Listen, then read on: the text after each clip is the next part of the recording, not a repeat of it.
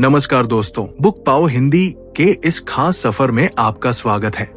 क्या कभी आपको ऐसा लगा है कि आप में काबिलियत तो बहुत है, पर फिर भी कुछ है जो आपको अपने सपनों तक पहुंचने से रोक रहा है? क्या आप अक्सर खुद को आत्मविश्वास की कमी या डर के जाल में फंसा हुआ पाते हैं? या शायद आप जानते हैं कि आपको क्या करना है, पर फिर भी पहला कदम नहीं उठा पाते? अगर हाँ, तो आप अकेले नहीं हैं। हम में से ज्यादातर लोग ऐसी ही चुनौतियों से गुजरते हैं। लेकिन क्या होगा अगर मैं आपसे कहूं कि आपके अंदर वो सारी शक्तियां पहले से मौजूद हैं जिनकी आपको सफलता के लिए जरूरत है? क्या होगा अगर आप अपने मन को एक ऐसे सुपर कंप्यूटर की तरह इस्तेमाल करना सीख जाएं, जो आपको सीधे आपके लक्ष्यों तक पहुंचा दे? दोस्तों, आज हम एक ऐसी ही क्रांतिकारी किताब की गहराइयों में उतरने जा रहे हैं जिसका नाम है साइको साइबरनेटिक्स, जिसे डॉक्टर मैक्सवेल माल्ज ने लिखा है। ये किताब सिर्फ मोटिवेशनल बातें नहीं बताती, बल्कि ये आपको आपके मन के वैज्ञानिक नियमों को समझने और उन्हें अपने हक में इस्तेमाल करने का रास्ता दिखाती है। इस ऑडियो बुक में हम जानेंगे कि आपकी आत्मछवि कैसे आपकी किस्मत तय करती है। हम समझेंगे कि आपका दिमाग एक सटीक जीपीएस की तरह कैसे काम करता है, जिसे आप सफलता के लिए प्रोग्राम कर सकते हैं। आप सीखेंगे कि कैसे कल्पना की शक्ति और आराम की कला का इस्तेमाल करके आप अपने डर पर जीत पा सकते हैं और अपने आत्मविश्वास को आसमान तक पहुंचा सकते हैं। और सबसे अहम बात, आप सीखेंगे कि असफलता कोई अंत नहीं है, बल्कि ये आपका सबसे बड़ा शिक्षक है। ये सिर्फ एक किताब नहीं, ये आपके जीवन को बदलने का एक माइंडसेट है। तो क्या आप तैयार हैं अपने अंदर की असीमित क्षमता को जगाने के लिए? अगर आप इस सफर पर हमारे साथ बने रहना चाहते हैं और चाहते हैं कि ऐसी प्रेरक कहानियां और विचार आप तक पहुंचते रहें, तो अभी बुक पाओ हिंदी चैनल को सब्सक्राइब करें और घंटी वाला आइकॉन दबाना न भूलें, ताकि आप कोई भी नया एपिसोड मिस न करें।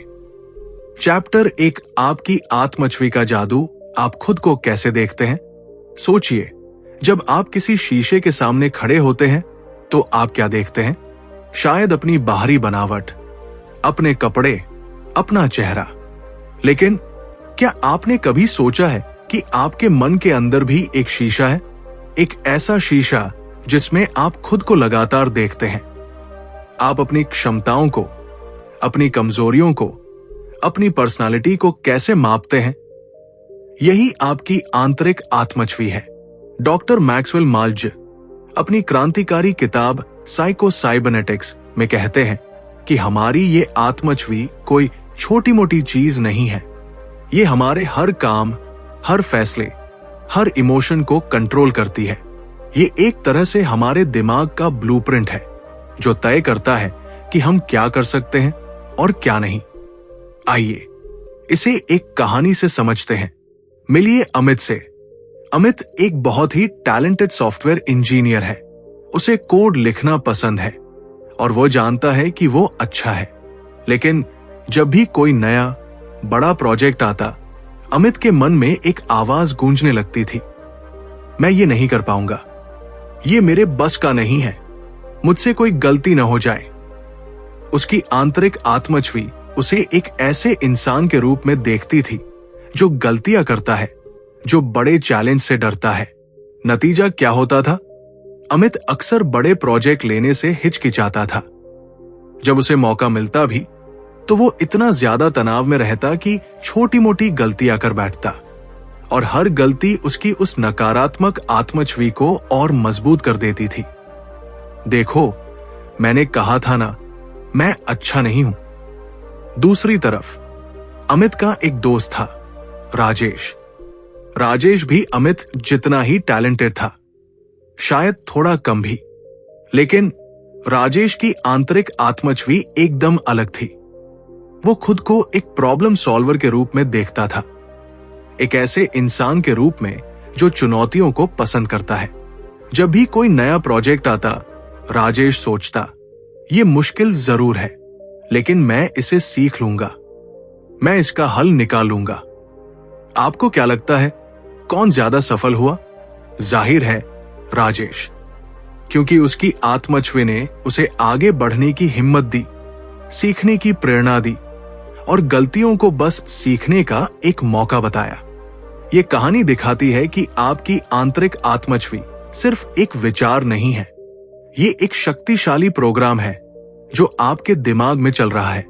अगर ये प्रोग्राम कहता है तुम नहीं कर सकते, तो आपका दिमाग उस नहीं कर सकते को सच साबित करने के लिए काम करना शुरू कर देता है। और अगर ये कहता है तुम कर सकते हो, तो आपका दिमाग आपको रास्ते और समाधान ढूंढने में मदद करता है। असफलता का चक्र तोड़ना, एक नई शुरुआत। तो अब सवाल उठता है, अगर मेरी आत्मछवि नकारात्मक है तो क्या मैं हमेशा अमित की तरह ही रहूंगा? क्या मैं असफलता के इस चक्र में फंसा रहूंगा? बिल्कुल नहीं। डॉक्टर माल्ज हमें बताते हैं कि हमारी आत्मछवि कोई पत्थर की लकीर नहीं है। इसे बदला जा सकता है, इसे नया रूप दिया जा सकता है। हम इस नकारात्मक आत्मछवि के चक्र को तोड़ सकते हैं। आइए एक और कहानी सुनते हैं। मिलिए सीमा से। सीमा हमेशा से वजन कम करना चाहती थी। उसने कई बार कोशिश की, डाइटिंग की, जिम भी गई, लेकिन हर बार कुछ दिनों बाद हार मान लेती। उसके दिमाग में एक रिकॉर्ड बजता रहता था, मैं कभी पतली नहीं हो सकती, मुझसे डाइटिंग नहीं होती। उसकी आत्मछवि उसे एक ऐसे इंसान के रूप में देखती थी जो अपने लक्ष्य पूरे नहीं कर पाता। हर बार जब वो डाइटिंग तोड़ती तो उसकी आत्मछवि और भी मजबूत हो जाती। देखो, मैं फिर फेल हो गई। एक दिन सीमा ने साइकोसाइबरनेटिक्स के बारे में सुना। उसने समझा कि समस्या उसकी इच्छा शक्ति में नहीं, बल्कि उसकी आत्मछवि में है। उसने खुद को एक फेलियर के बजाय एक धीरे धीरे प्रगति करने वाली इंसान के रूप में देखना शुरू किया। उसने छोटे छोटे हासिल करने लायक लक्ष्य बनाए। आज मैं 1 मील वॉक करूंगी, या आज मैं एक अनहेल्दी स्नैक नहीं खाऊंगी। जब वो इन छोटे लक्ष्यों को पूरा करती तो वो खुद को शाबाशी देती। उसने अपनी गलतियों पर खुद को कोसना बंद कर दिया, बल्कि उनसे सीखने लगी। अगर एक दिन उसने ज्यादा खा लिया तो वो अगले दिन से फिर से शुरुआत करती। ये नहीं सोचती कि मैं तो फेल हो गई। धीरे धीरे सीमा की आंतरिक आत्मछवि बदलने लगी। वो अब खुद को एक ऐसे इंसान के रूप में देखती थी जो अपने स्वास्थ्य के लिए प्रतिबद्ध है, जो सीखता है और आगे बढ़ता है। और इसका नतीजा क्या हुआ? कुछ ही महीनों में सीमा ने वो वजन कम कर लिया जिसकी वो सालों से कोशिश कर रही थी।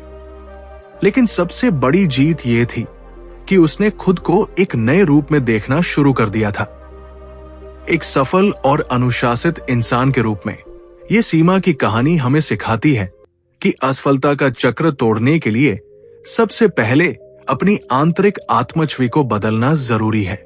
जब आप खुद को एक ऐसे इंसान के रूप में देखना शुरू करते हैं जो सफल हो सकता है, तो आपका दिमाग आपको उस सफलता तक पहुंचाने के लिए नए रास्ते खोजना शुरू कर देता है। चैप्टर 2, आपके मन का जीपीएस, लक्ष्य की ओर स्वचालित यात्रा। क्या आपने कभी सोचा है कि एक मिसाइल अपने लक्ष्य तक कैसे पहुंचती है, या एक रॉकेट चंद्रमा पर कैसे उतरता है? वे एक स्वचालित मार्गदर्शन प्रणाली, ऑटोमेटिक गाइडेंस सिस्टम का उपयोग करते हैं। आप लक्ष्य डालते हैं और सिस्टम खुद ब खुद रास्ते में आने वाली बाधाओं को पहचानता है, खुद को एडजस्ट करता है और आपको आपके गंतव्य तक पहुंचा देता है। डॉक्टर मैक्सवेल माल्ज हमें बताते हैं कि हमारा मानव दिमाग भी ठीक इसी तरह काम करता है। हमारे अंदर एक अद्भुत प्राकृतिक लक्ष्य साधक प्रणाली है। ये प्रणाली बिना किसी सचेत प्रयास के हमें उन लक्ष्यों तक ले जाने के लिए डिजाइन की गई है जिन्हें हमने अपने दिमाग में फीड किया है। इसे ऐसे समझिए, आपका दिमाग एक जहाज के कप्तान की तरह है और आपका अवचेतन मन वो स्वचालित पायलट है जो कप्तान के दिए गए निर्देशों पर चलता है। अगर कप्तान कहता है कि जहाज को पूरब जाना है, तो स्वचालित पायलट पूरब की ओर मुड़ जाता है, रास्ते में आने वाली लहरों और हवाओं को एडजस्ट करता है। आइए इसे एक और कहानी से समझते हैं। मिलिए रवि से। रवि को हमेशा से स्टेज पर बोलने का बहुत डर लगता था। जब भी उसे कोई प्रेजेंटेशन देनी होती, उसके हाथ पैर ठंडे पड़ जाते। उसका दिमाग हमेशा कहता, तुम खराब बोलोगे, लोग हंसेंगे, तुम भूल जाओगे। ये एक तरह से उसके अवचेतन मन में सेट किया गया फेलियर का लक्ष्य था, और हर बार उसका दिमाग इस लक्ष्य को हासिल करने में उसकी मदद करता था। वो सचमुच खराब प्रेजेंटेशन देता या उसे मौका ही नहीं मिलता। एक दिन रवि ने तय किया कि उसे ये बदलना होगा। उसने खुद को बार बार ये सोचना शुरू किया कि वो एक आत्मविश्वासी वक्ता है। वो अपनी कल्पना में देखता कि वो स्टेज पर खड़ा है, आत्मविश्वास से बोल रहा है और लोग उसकी बात ध्यान से सुन रहे हैं।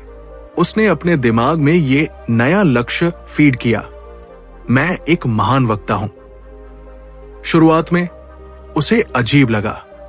उसका पुराना प्रोग्रामिंग उसे खींच रहा था, लेकिन वो हर दिन अभ्यास करता रहा।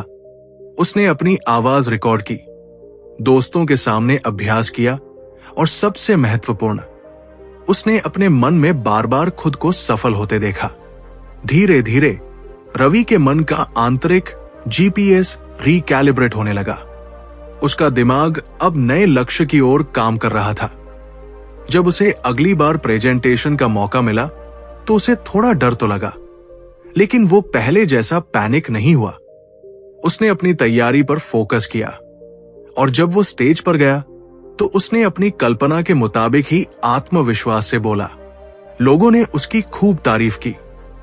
ये उसके लिए एक अविश्वसनीय अनुभव था। रवि ने ये नहीं सोचा कि उसे हर छोटी डिटेल याद रखनी है। उसने बस अपने दिमाग को एक सकारात्मक लक्ष्य दिया और उसके दिमाग ने अपने आप उस लक्ष्य तक पहुंचने का रास्ता खोजना शुरू कर दिया। यह दिखा रहा था कि हमारा दिमाग सचमुच एक स्वचालित मार्गदर्शन प्रणाली की तरह काम करता है। सफलता और असफलता के लिए प्रोग्रामिंग। अपने अवचेतन मन को रीप्रोग्राम करें। नरेटर, तो यह स्पष्ट है कि हमारा मन एक शक्तिशाली लक्ष्य साधक तंत्र है, लेकिन ये किस लक्ष्य की ओर बढ़ता है? ये उस लक्ष्य की ओर बढ़ता है जिसे हमने इसे दिया है, चाहे वो सचेत रूप से हो या अनजाने में। और यहीं पर प्रोग्रामिंग का कॉन्सेप्ट आता है। हमारा अवचेतन मन, सबकॉन्शियस माइंड, एक शक्तिशाली कंप्यूटर की तरह है। ये उन सभी सूचनाओं को स्टोर करता है जो इसे मिलती है। हमारे अनुभव, हमारी मान्यताएं, हमारे डर और हमारे सपने, और ये इन्हीं प्रोग्राम्स के आधार पर काम करता है। अगर आपके बचपन से आपको लगातार ये बताया गया है कि तुम गणित में अच्छे नहीं हो, तो आपका अवचेतन मन इस बात को एक प्रोग्राम की तरह स्वीकार कर लेता है। फिर जब भी आप गणित से जुड़ा कुछ करने जाते हैं, तो आपका दिमाग आपको गणित में अच्छे नहीं होने वाले लक्ष्य की ओर धकेलता है। आप गलती करते हैं और ये प्रोग्राम और मजबूत होता जाता है। यह है असफलता के लिए प्रोग्रामिंग। लेकिन अगर आप खुद को बार बार ये बताते हैं कि मैं एक बेहतरीन सेल्स पर्सन हूं और इसकी कल्पना करते हैं, तो आपका दिमाग उस लक्ष्य को हासिल करने के लिए काम करना शुरू कर देता है। आप अवसर देखते हैं, आप सही शब्द ढूंढते हैं और आप ग्राहकों से बेहतर तरीके से जुड़ पाते हैं। यह है सफलता के लिए प्रोग्रामिंग। असली चुनौती यह है कि हम में से ज्यादातर लोग अनजाने में अपने अवचेतन मन को नकारात्मक चीजों से प्रोग्राम कर लेते हैं। पिछली असफलताएं, दूसरों की आलोचना या हमारे खुद के संदेह। लेकिन अच्छी खबर यह है, आप इस प्रोग्रामिंग को बदल सकते हैं। आप अपने अवचेतन मन को सकारात्मक परिणामों के लिए रीप्रोग्राम कर सकते हैं। ये कोई जादू नहीं है, ये एक वैज्ञानिक प्रक्रिया है। इसके लिए आपको सचेत रूप से अपने लक्ष्यों को स्पष्ट करना होगा। आपको अपने मन में एक स्पष्ट तस्वीर बनानी होगी कि आप क्या हासिल करना चाहते हैं और आप कैसा इंसान बनना चाहते हैं। आपको नकारात्मक विचारों को चुनौती देनी होगी और उनकी जगह सकारात्मक, सहायक विचारों को लाना होगा। और सबसे महत्वपूर्ण, आपको कल्पना की शक्ति का उपयोग करना होगा। बार बार खुद को उस व्यक्ति के रूप में देखें जो आप बनना चाहते हैं, और उन लक्ष्यों को हासिल करते हुए देखें जिन्हें आप पाना चाहते हैं। जैसे रवि ने किया, उसने अपने मन में एक नया लक्ष्य डाला, एक नई इमेज बनाई और उसके दिमाग ने उसे वहां तक पहुंचा दिया। ये एक सतत प्रक्रिया है जिसके लिए अभ्यास और धैर्य की जरूरत होती है। लेकिन जब आप अपने दिमाग के इस शक्तिशाली जीपीएस को सही लक्ष्य देते हैं तो ये आपको वहां तक ले जाने के लिए हर बाधा को पार कर देगा। चैप्टर 3, कल्पना की शक्ति और आराम का जादू, आपके मन की प्रयोगशाला। क्या आपने कभी ओलंपिक गेम्स देखे हैं? आपने देखा होगा कि खिलाड़ी अपनी परफॉर्मेंस से ठीक पहले आंखें बंद करके कुछ देर खड़े रहते हैं। वो क्या कर रहे होते हैं?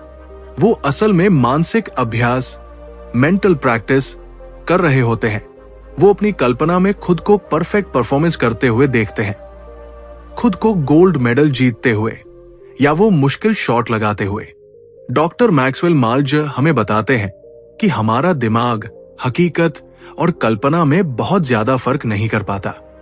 जब आप अपनी कल्पना में किसी चीज का अभ्यास करते हैं तो आपका दिमाग उसे सच मानकर प्रतिक्रिया देता है।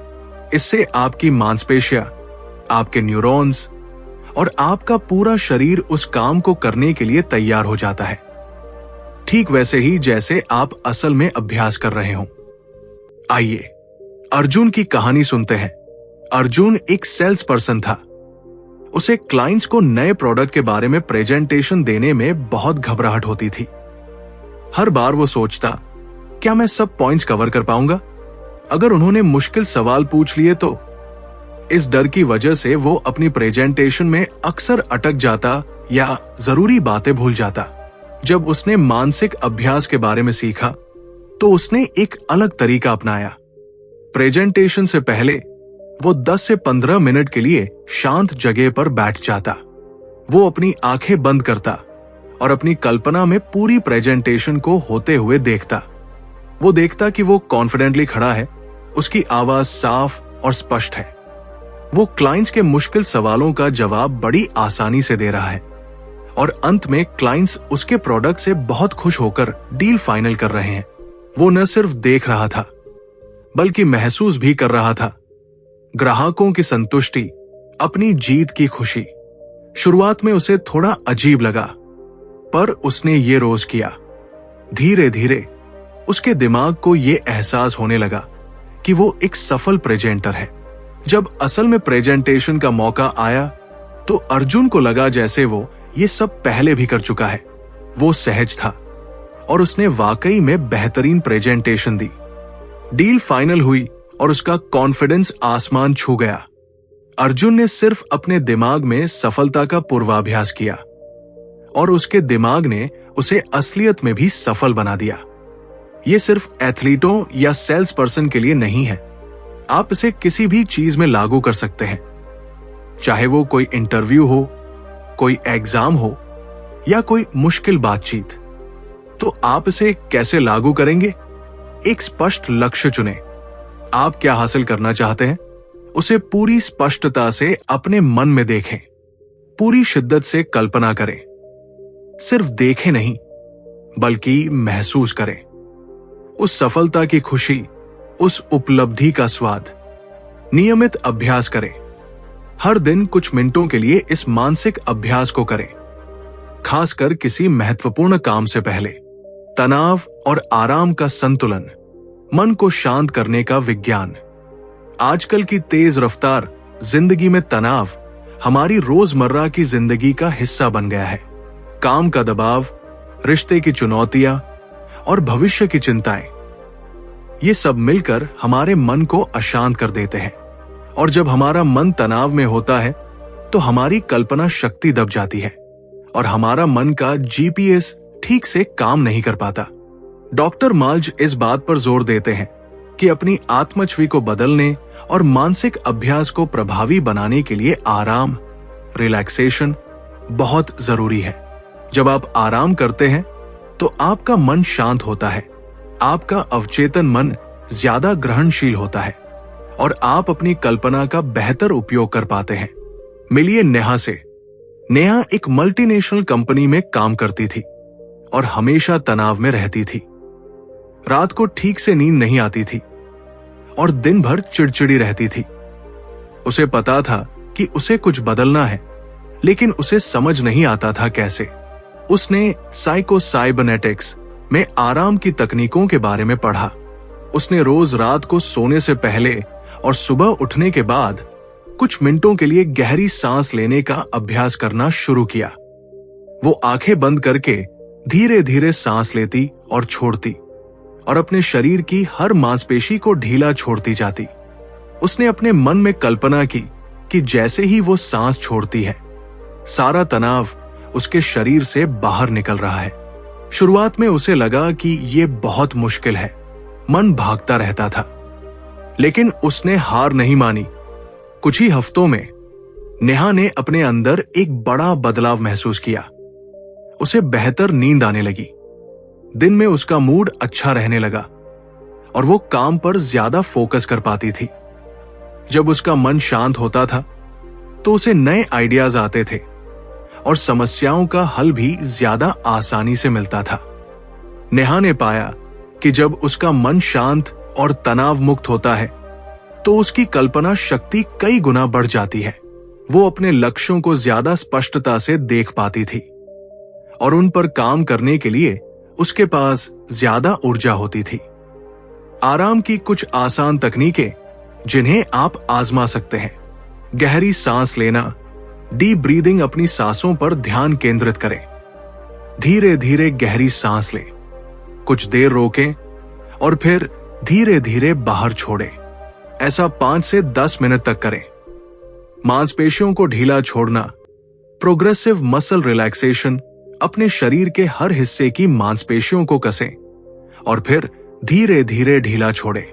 शांत जगह पर ध्यान लगाना, किसी शांत जगह पर बैठें, आंखें बंद करें और अपने मन को शांत होने दें। याद रखिए, कल्पना और आराम ये दोनों एक दूसरे के पूरक हैं। जब आप शांत होते हैं तभी आप अपनी कल्पना का सबसे प्रभावी ढंग से उपयोग कर सकते हैं, और जब आप अपनी कल्पना का सही उपयोग करते हैं तो आप अपनी आत्मछवि को रीप्रोग्राम करते हैं और अपने मन के जीपीएस को सफलता की ओर मोड़ते हैं। चैप्टर 4, आत्मविश्वास की खेती, डर पर जीत और नई आदतें। क्या आपने कभी ऐसा महसूस किया है कि आप कुछ करना चाहते हैं पर अंदर का एक डर आपको रोक रहा है? वो डर चाहे पब्लिक स्पीकिंग का हो, इंटरव्यू का हो या किसी नए बिजनेस की शुरुआत करने का हो। ये डर और चिंताएं हमारे मन में एक ऐसा शोर पैदा कर देती है कि हम अपनी क्षमताओं पर ही शक करने लगते हैं। डॉक्टर मैक्सवेल माल्च बताते हैं कि ये डर अक्सर हमारी कल्पना का ही नतीजा होते हैं। हम बुरी से बुरी स्थिति की कल्पना कर लेते हैं और फिर उसी से डरते हैं। आइए दीपक की कहानी से समझते हैं कि कैसे इस डर का सामना किया जा सकता है। दीपक एक मल्टीनेशनल कंपनी में मैनेजर था। वो अपनी टीम में बहुत पॉपुलर था, लेकिन जब बात कंपनी के बड़े बॉस के सामने परफॉर्मेंस रिपोर्ट पेश करने की आती तो उसकी हालत खराब हो जाती थी। उसे लगता था कि अगर कोई गलती हो गई तो सब उसका मजाक उड़ाएंगे, उसकी काबिलियत पर शक करेंगे। ये डर इतना बड़ा था कि वो रात रात भर सो नहीं पाता था। एक दिन दीपक ने अपनी इस समस्या पर खुलकर काम करने का फैसला किया। उसने साइकोसाइबरनेटिक्स के सिद्धांतों को अपनाया। उसने सबसे पहले ये सोचा कि सबसे बुरा क्या हो सकता है। उसने कल्पना की कि शायद वो रिपोर्ट में अटक जाएगा या बॉस 1-2 सवाल पूछेंगे जिनका वो जवाब नहीं दे पाएगा। लेकिन जब उसने इन बातों पर गहराई से सोचा तो उसे एहसास हुआ कि ये उतना बुरा भी नहीं है जितना वो अपने दिमाग में बना रहा था। दुनिया खत्म नहीं हो जाएगी, उसकी नौकरी नहीं जाएगी, लोग भूल जाएंगे। इस सबसे बुरे सीन को स्वीकार करने के बाद उसके मन से एक बड़ा बोझ उतर गया। फिर उसने मानसिक अभ्यास, मेंटल प्रैक्टिस शुरू किया। उसने अपनी कल्पना में खुद को कॉन्फिडेंटली प्रेजेंटेशन देते हुए देखा। उसने खुद को बॉस के सवालों का स्मार्टली जवाब देते हुए देखा। वो हर दिन इस विजुअलाइजेशन को करता। जब प्रेजेंटेशन का दिन आया, दीपक को थोड़ी घबराहट तो हुई, पर वो पहले जैसी दहशत नहीं थी।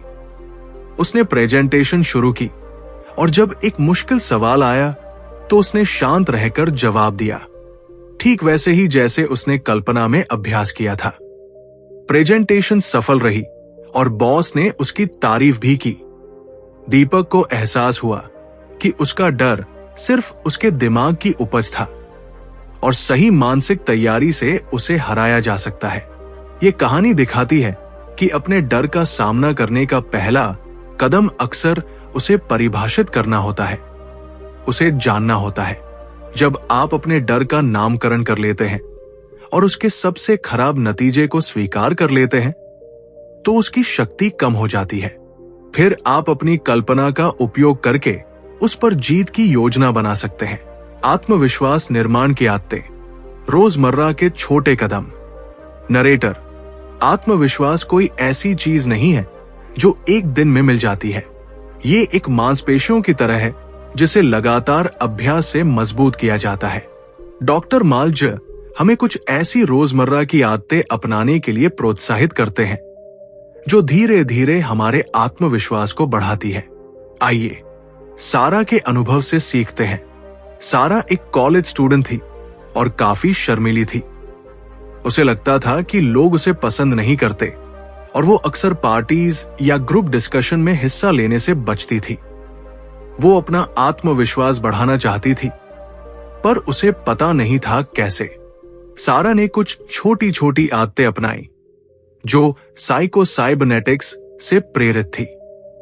खुद से पॉजिटिव बातें करना, पॉजिटिव सेल्फ टॉक। हर सुबह उठकर सारा शीशे में देखकर खुद से कहती, मैं अच्छी हूं, मैं काबिल हूं, मैं आज अच्छा करूंगी। शुरू में उसे ये अजीब लगा, पर धीरे धीरे उसके अवचेतन मन ने इन बातों को स्वीकार करना शुरू कर दिया।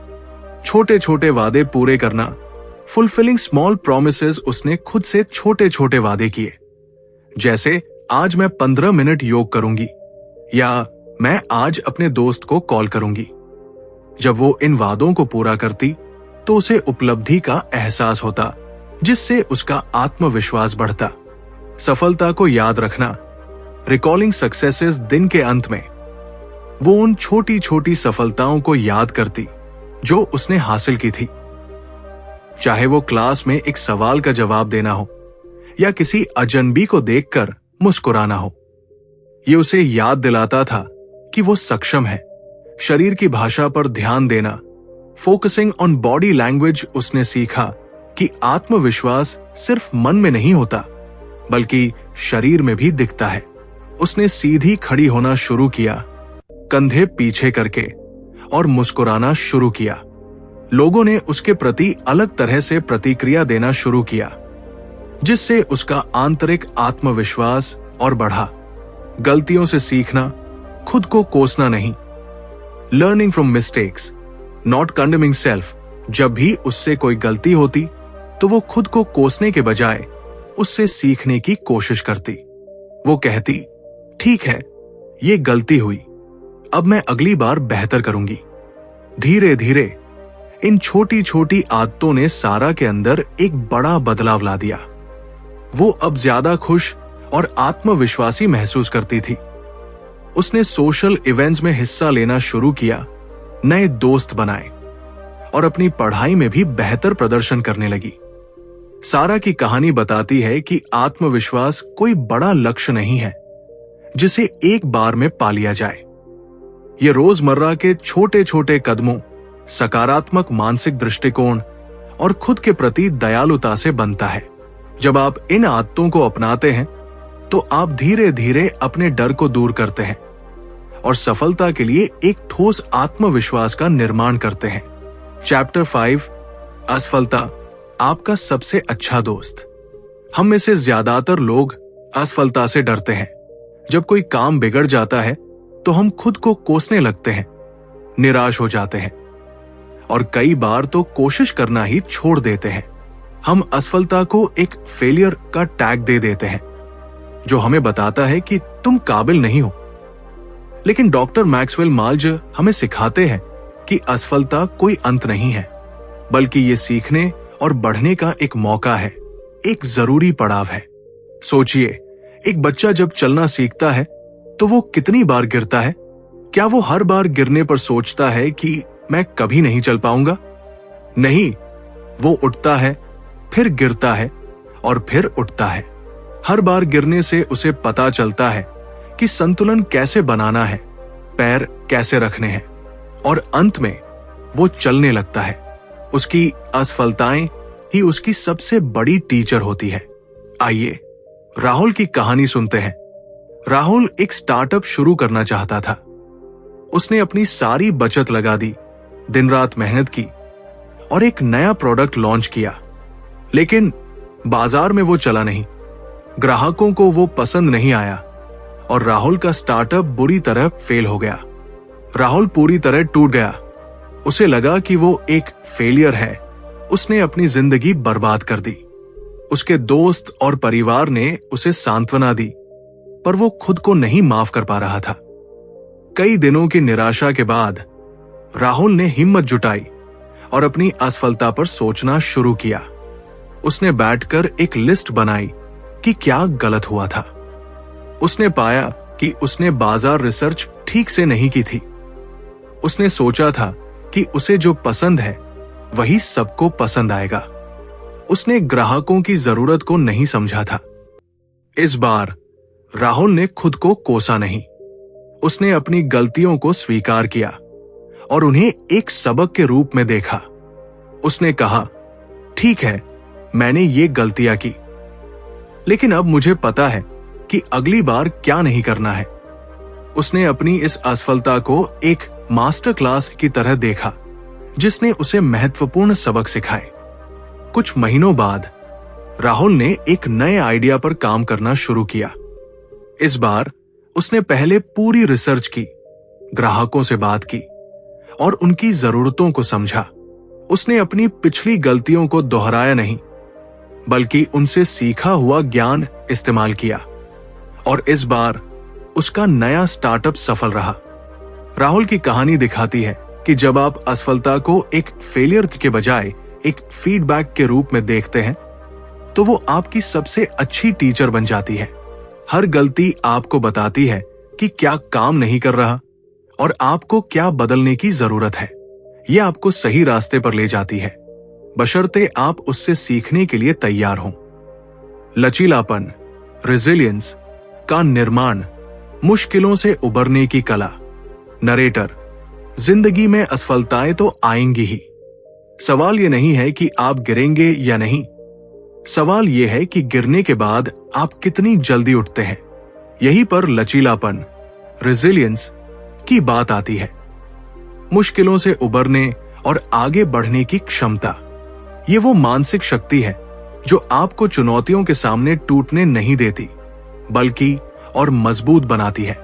डॉक्टर माल्ज कहते हैं कि लचीलापन भी एक आदत है जिसे विकसित किया जा सकता है। ये सिर्फ कठिन होना नहीं है, बल्कि अपनी आंतरिक आत्मछवि और मन के लक्ष्य साधक तंत्र पर भरोसा करना है। मिलिए कविता से। कविता एक क्रिएटिव राइटर थी। उसे अपनी लिखी हुई कहानियां और कविताएं पब्लिशर्स को भेजना बहुत पसंद था, लेकिन उसे बार बार रिजेक्शन लेटर मिलते थे, एक के बाद एक। हर ईमेल में हमें खेद है लिखा होता था। शुरुआती दौर में हर रिजेक्शन उसे तोड़ देता था। वो हफ्तों तक कुछ लिख नहीं पाती थी, लेकिन कविता ने हार नहीं मानी। उसने खुद से कहा, यह रिजेक्शन मेरी काबिलियत का नहीं, बल्कि सिर्फ एक पब्लिशर की पसंद का रिजेक्शन है। उसने सीखना शुरू किया कि दूसरे सफल लेखक कैसे रिजेक्शन से निपटते हैं। उसने कुछ चीजें करना शुरू की, भावनाओं को स्वीकार करना, पर उनमें खोना नहीं। जब रिजेक्शन लेटर आता तो उसे बुरा लगता। वो उस भावना को महसूस करती, लेकिन खुद को उसमें डूबने नहीं देती। वो कहती, ठीक है, मुझे बुरा लग रहा है, पर यह क्षणिक है। अपनी ताकत पर फोकस करना। वो अपनी उन कहानियों को दोबारा पढ़ती जिन्हें दोस्तों और परिवार ने पसंद किया था। वो अपनी लेखन की खूबियों पर ध्यान देती, न कि सिर्फ कमियों पर। नियमित रूप से काम जारी रखना, भले ही उसे रिजेक्शन मिला हो। वो हर दिन एक निश्चित समय पर लिखती रहती थी। उसने खुद से वादा किया था कि वो लिखना नहीं छोड़ेगी, चाहे कुछ भी हो जाए। मदद मांगना और सीखना। उसने दूसरे लेखकों के ग्रुप ज्वाइन किए, वर्कशॉप में हिस्सा लिया और अपनी कहानियों पर फीडबैक मांगा। उसने अपनी कमियों को जानने और उन्हें सुधारने में संकोच नहीं किया। समय के साथ कविता ने एक अद्भुत लचीलापन विकसित कर लिया। रिजेक्शन लेटर अब उसे पहले जैसा प्रभावित नहीं करते थे। वो उन्हें सिर्फ एक नहीं के रूप में देखती थी, न कि अपनी काबिलियत पर सवाल के रूप में। उसने अपनी राइटिंग को लगातार सुधारा और आखिरकार एक दिन उसे एक प्रतिष्ठित पब्लिशर से मिल गया। कविता की कहानी हमें सिखाती है कि लचीलापन कोई जन्मजात गुण नहीं है। ये एक ऐसी मानसिक शक्ति है जिसे हम अभ्यास से हासिल कर सकते हैं। जब आप असफलता से सीखते हैं, अपनी गलतियों को स्वीकार करते हैं और अपने लक्ष्यों पर डटे रहते हैं, तो आप धीरे धीरे एक अदम्य लचीलापन विकसित कर लेते हैं। याद रखिए, जिंदगी में हर सफल व्यक्ति कई बार असफल हुआ है। उनकी सफलता का राज असफलता से बचना नहीं था, बल्कि उससे सीखकर और मजबूत बनकर आगे बढ़ना था। चैप्टर 6, आपका असली रंग, व्यक्तित्व को बाहर निकालना। नकली व्यक्तित्व से मुक्ति, वो बंधन जो हमें रोकते हैं। नरेटर, हम सभी चाहते हैं कि लोग हमें पसंद करें, हमें स्वीकार करें, और इस चाहत में हम अक्सर अपनी असली पहचान को छिपा लेते हैं। हम वो बनते हैं जो हमें लगता है कि दूसरे हमसे चाहते हैं, चाहे वो समाज का दबाव हो, परिवार की उम्मीदें हो या दोस्तों के सामने अच्छा दिखने की चाहत। डॉक्टर मैक्सवेल माल्ज इसे नकली व्यक्तित्व कहते हैं। ये वो मुखौटा है जो हम पहनते हैं, और ये मुखौटा हमें अपने असली और सर्वश्रेष्ठ रूप को दिखाने से रोकता है। सोचिए, आपने किसी ऐसी पार्टी में जाना है जहां आप किसी को नहीं जानते। आप खुद से कहते हैं, मुझे ऐसा व्यवहार करना चाहिए जिससे लोग मुझे पसंद करें। आप शायद कम बोलते हैं या वही बातें करते हैं जो आपको लगता है कि दूसरे सुनना चाहते हैं। आप अपनी राय छिपा लेते हैं या अपने जुनून के बारे में बात नहीं करते। ऐसा करने से क्या होता है? आप अपने असली और अनोखे गुणों को दबा देते हैं, और जब आप नकली होते हैं तो आप अंदर से कभी खुश और संतुष्ट नहीं हो सकते। आइए प्रिया की कहानी से समझते हैं। प्रिया हमेशा से एक आर्टिस्ट बनना चाहती थी। उसे रंगों और कैनवास से प्यार था और वो घंटों पेंटिंग कर सकती थी। लेकिन उसके परिवार का मानना था कि आर्टिस्ट बनकर कौन पैसे कमाता है। उन्हें लगता था कि उसे कोई प्रैक्टिकल करियर चुनना चाहिए। प्रिया ने अपनी इच्छा को दबा दिया और एक बैंक में नौकरी कर ली। नौकरी में वो ठीक ठाक थी, पर अंदर से हमेशा एक खालीपन महसूस करती थी। वो खुश नहीं थी। जब कोई उससे उसके शौक पूछता तो वो बस मुस्कुरा देती और कहती, कुछ खास नहीं। उसे डर था कि अगर उसने अपने पेंटिंग के जुनून के बारे में बताया तो लोग उसका मजाक उड़ाएंगे या उसे अव्यवहारिक समझेंगे। उसने एक तरह से खुद के ऊपर एक नकली व्यक्तित्व थोप लिया था। एक दिन प्रिया ने हिम्मत जुटाई। उसने सोचा, मैं अपनी जिंदगी क्यों किसी और की उम्मीदों के हिसाब से जी रही हूं। उसने अपनी पुरानी पेंटिंग्स निकाली और फिर से ब्रश उठाया। शुरुआत में उसे डर लगा, लेकिन जैसे जैसे वो पेंट करती गई, उसे एक अजीब सी शांति और खुशी महसूस हुई। उसने अपनी पेंटिंग्स को ऑनलाइन शेयर करना शुरू किया, बिना किसी की परवाह किए कि कौन क्या सोचेगा। धीरे धीरे लोगों को उसकी कला पसंद आने लगी। उसे छोटे मोटे ऑर्डर भी मिलने लगे। लेकिन सबसे बड़ी बात यह थी कि प्रिया को खुद से प्यार हो गया था। उसे एहसास हुआ कि जब वो अपनी कला के प्रति ईमानदार होती है तो वो सबसे ज्यादा खुश और सबसे ज्यादा असली होती है। उसका आत्मविश्वास बढ़ गया और अब वो लोगों से खुलकर अपनी पेंटिंग के जुनून के बारे में बात करती थी। प्रिया ने अपने अंदर की उस बाधा को पहचाना जिसने उसे अपने असली रंग दिखाने से रोका था। उसने बाहरी दुनिया के डर को छोड़ दिया और अपने अंदर की आवाज को सुनना शुरू किया। प्रामाणिक आत्म अभिव्यक्ति, अपने अद्वितीय गुणों को गले लगाना। डॉक्टर माल्ज हमें बताते हैं कि हर इंसान अनोखा है। हम सभी में कुछ ऐसे गुण, कुछ ऐसी प्रतिभाएं हैं जो किसी और में नहीं है। जब आप अपने इन अद्वितीय गुणों, यूनिक क्वालिटीज को गले लगाते हैं और उन्हें आत्मविश्वास के साथ व्यक्त करते हैं, तो आप असली मायने में प्रामाणिक आत्म अभिव्यक्ति, ऑथेंटिक सेल्फ एक्सप्रेशन करते हैं। यही वो पल होता है जब आप अपने असली सर्वश्रेष्ठ आत्म, रियल सेल्फ से जुड़ते हैं। ये सिर्फ शौक या करियर की बात नहीं है। ये आपके बात करने के तरीके, आपके विचारों, आपकी भावनाओं और आपके व्यवहार में भी झलकता है। मिलिए विराट से। विराट एक कंपनी में टीम लीडर था। वो बहुत मेहनती था, पर उसे लगता था कि उसे हमेशा गंभीर और बॉस जैसा दिखना चाहिए। वो कभी अपनी टीम के सामने मजाक नहीं करता था, नहीं कभी अपनी भावनाओं को दिखाता था। वो सोचता था कि ऐसा करने से उसकी अथॉरिटी कम हो जाएगी, लेकिन अंदर से विराट एक मजाकिया और देखभाल करने वाला इंसान था। उसे टीम के साथ घुलना मिलना पसंद था, पर उसने अपने ऊपर एक सख्त मैनेजर का मुखौटा पहन रखा था। एक दिन उसकी टीम का एक सदस्य बहुत परेशान था। विराट ने अपने बॉस वाले मुखौटे को उतारकर एक दोस्त की तरह उससे बात की। उसने अपनी भावनाओं को साझा किया, उसे सांत्वना दी और उसे सुनने के लिए समय दिया। उस दिन विराट ने अपने असली देखभाल करने वाले व्यक्तित्व को बाहर आने दिया। नतीजा क्या हुआ?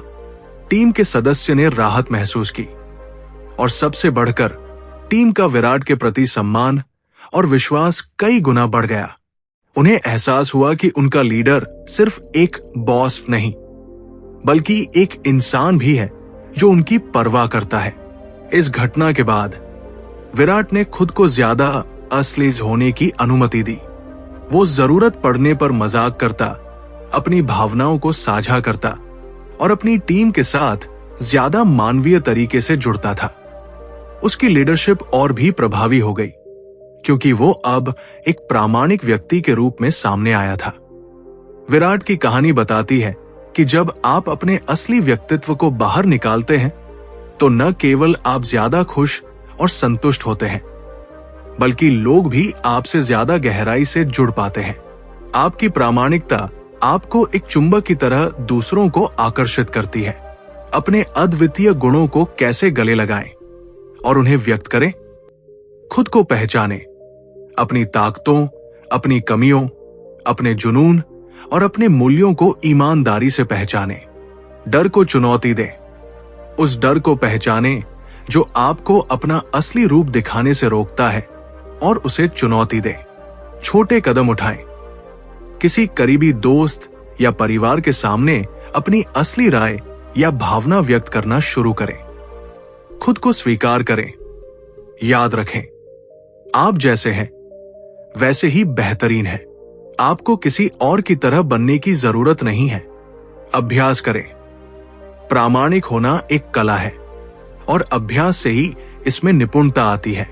जब आप अपने व्यक्तित्व को बाहर निकालते हैं, अपने असली रंग दिखाते हैं, तभी आप अपनी पूरी क्षमता को हासिल कर पाते हैं। आप एक ऐसी जिंदगी जीते हैं जो आपकी अपनी है, न कि किसी और की बनाई हुई। दोस्तों, साइको साइबरनेटिक्स की इस यात्रा में हमारे साथ बने रहने के लिए आपका बहुत बहुत धन्यवाद। मुझे उम्मीद है कि डॉक्टर मैक्सवेल माल्ज के ये अविश्वसनीय सिद्धांत आपकी आत्मछवि की शक्ति, आपके मन का लक्ष्य साधक तंत्र, कल्पना और आराम का जादू, आत्मविश्वास का निर्माण, असफलता को दोस्त बनाना और अपने असली व्यक्तित्व को बाहर निकालना आपको गहरे तक छू गए होंगे। याद रखिए, ये सिर्फ जानकारी नहीं है, ये वो चाबियां है जो आपके अंदर छिपी असीमित क्षमता के दरवाजे खोल सकती है। आज से ही अपने मन को एक नए सकारात्मक तरीके से इस्तेमाल करना शुरू करें। छोटे छोटे कदम उठाएं, अपनी कल्पना का उपयोग करें और अपनी असफलताओं से सीखें। आप देखेंगे कि कैसे आपका जीवन बदलना शुरू हो जाएगा, ठीक वैसे ही जैसे आपने कल्पना की थी। अगर इस ऑडियो बुक ने आपको प्रेरित किया है या आपको अपनी किसी समस्या का हल खोजने में मदद की है, तो कृपया इस वीडियो को लाइक करें ताकि ये ज्यादा से ज्यादा लोगों तक पहुंच सके। और हां, अगर आप अभी तक हमारे बुक पाओ हिंदी परिवार का हिस्सा नहीं बने हैं, तो अभी सब्सक्राइब बटन दबाएं और घंटी वाला आइकॉन जरूर दबाएं ताकि आप हमारी कोई भी नई और शक्तिशाली ऑडियो बुक मिस न करें। बुक पाओ हिंदी पर आपको सिर्फ साइको साइबरनेटिक्स नहीं, बल्कि ऐसी और भी कई बेहतरीन किताबें ऑडियो बुक फॉर्मेट में मिलेंगी जो आपकी जिंदगी को हर पहलू से बेहतर बनाने में मदद करेंगी। हमारी लाइब्रेरी में और भी प्रेरणादायक कहानियां और जीवन बदलने वाले सिद्धांत आपका इंतजार कर रहे हैं। तो हमारे चैनल पर जाएं और अपनी अगली पसंदीदा ऑडियो बुक खोजना शुरू करें। हमें आपके साथ इस यात्रा पर होने की खुशी है और हम चाहते हैं कि आप अपनी पूरी क्षमता को हासिल करें। मिलते हैं अगली ऑडियो बुक में। तब तक अपने मन की शक्ति पर विश्वास रखें।